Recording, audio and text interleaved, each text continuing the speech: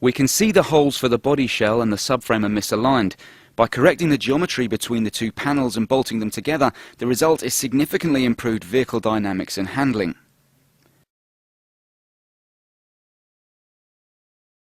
In all modern production cars, the engine, transmission, suspension and body shell are all mounted to the subframe.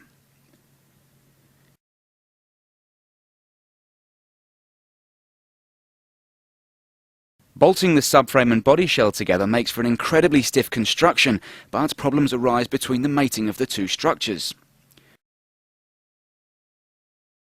You can see in this cut model that the bolt is far too small for the hole in which it is supposed to fit, with significant room either side of the bolt. The reason why the holes are made so big is to speed up the production process when the car is being built at the factory. However, because of the size of the hole, the body shell and subframe are able to move even when the bolt is in place.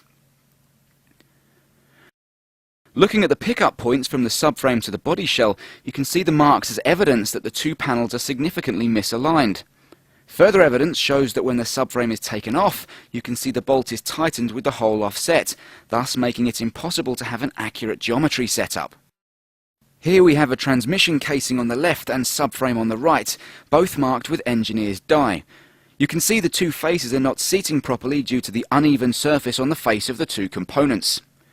The metal used in the construction of the component is very hard, and if they do not sit even and flat, they work against each other, creating a spring effect, detrimental to the handling of the car.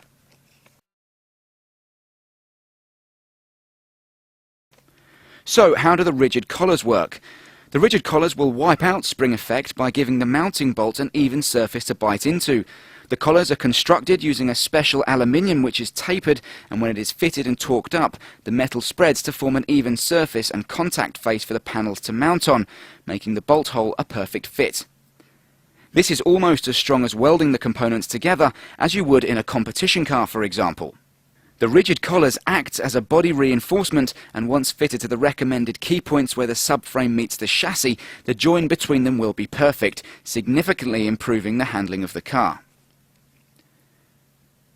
Take a look at this example as the car comes over the step without the rigid collar. Notice the vertical movement in the body. Now look at the same car, this time fitted with rigid collars. The vertical movement has been reduced dramatically. Looking at the two tests side by side, the differences in the body movement are clear.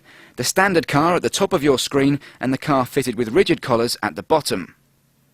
The rigid collar has removed any spring effect caused by the inaccurate join between the cross member and chassis.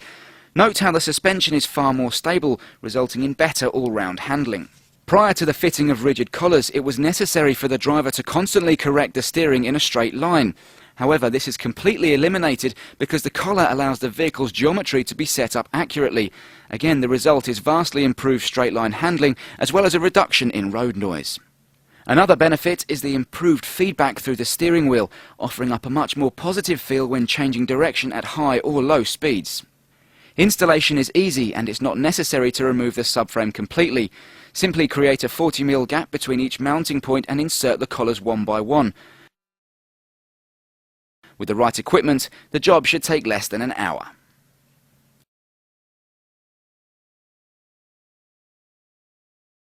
Handling, vibration, noise, there is no limiting factor. Rigid collars will only improve these areas. We are constantly developing more models, enjoying improved handling and more enjoyable driving.